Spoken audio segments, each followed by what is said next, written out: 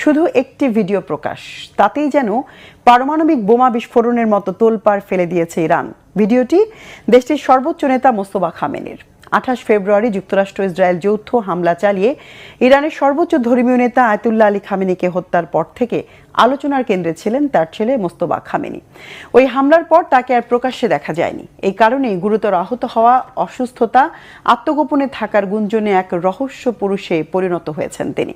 কি আছে ওই ভিডিওতে? এর মাধ্যমে কি মোস্তফা খামেনির অস্তিত্বের প্রমাণ দিল তেহরান? হিজল জোবাইরের ডেস্ক রিপোর্টে বিস্তারিত।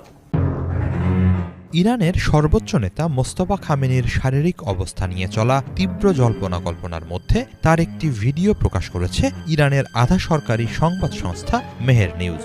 নতুন ওই ভিডিওতে তাকে কয়েকজন ব্যক্তির সঙ্গে বসে কথা বলতে দেখা যায়। সেখানে তাকে সুস্থ ও স্বাভাবিকই দেখা যাচ্ছে। যদিও ভিডিওটি ঠিক কবে ধারণ করা হয়েছে সে বিষয়ে কোনো তথ্য প্রকাশ করা হয়নি। ভিডিওটি প্রকাশের আগে ইসরায়েলি কয়েকটি সংবাদ মাধ্যম এবং ইরান বিষয়ক বিভিন্ন সূত্রে দাবি করা হয় মোস্তফা খামেনি গুরুতর অসুস্থ অবস্থায় হাসপাতালে চিকিৎসাধীন। এমনকি তার অবস্থা সংকটজনক বলেও গুঞ্জন ছড়িয়ে পড়ে। ইরান সরকারের সর্বোচ্চ পর্যায়েও তার স্বাস্থ্য নিয়ে উদ্বেগের আলোচনা চলছে বলে কিছু সংবাদ মাধ্যমে দাবি করা হয়। সর্বোচ্চ নেতার দায়িত্ব গ্রহণের পর থেকে জনসমক্ষে নেই মোস্তফা খামেনি। প্রকাশ্যে উপস্থিতির বদলে লিখিত বক্তব্য ও বার্তার মাধ্যমে রাষ্ট্রীয় নীতি সংক্রান্ত দিক নির্দেশনা দিচ্ছেন তিনি। এ প্রেক্ষাপটে তার শারীরিক অবস্থা নিয়ে নানান প্রশ্ন উঠছে। বিভিন্ন প্রতিবেদনে বলা হয়েছে, ফেব্রুয়ারির হামলায় মোস্তফা খামেনি গুরুতর আহত। কেউ কেউ এমন দাবিও করে যে হামলার পর তাকে গোপন স্থানে সরিয়ে নেওয়া হয় এবং সম্ভাব্য নতুন হামলা এড়াতে তিনি সরাসরি যোগাযোগ সীমিত করেছেন। ইরানি কর্মকর্তাদের সঙ্গে তার বার্তা আদান প্রদানে মধ্যস্থতাকারীদের ব্যবহার করা হচ্ছে বলেও খবর এসেছে।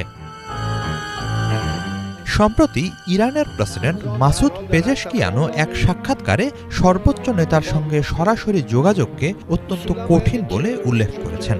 এরই মাঝে লন্ডন ভিত্তিক ইরান ইন্টারন্যাশনালের একটি প্রতিবেদনে দাবি করা হয়, কিছুদিন আগে পেজেশকিয়ানকে গোপন স্থানে নিয়ে মোস্তফা খামেনির সঙ্গে সাক্ষাতের ব্যবস্থা করা হয়েছিল। তবে ওই বৈঠকের পরিস্থিতি নিয়েও রহস্য তৈরি হয়। প্রতিবেদনে এমনকি এও দাবি করা হয়, প্রেসিডেন্ট নিশ্চিত ছিলেন না তিনি সত্যিই সর্বোচ্চ নেতার সঙ্গেই কথা বলেছেন কিনা।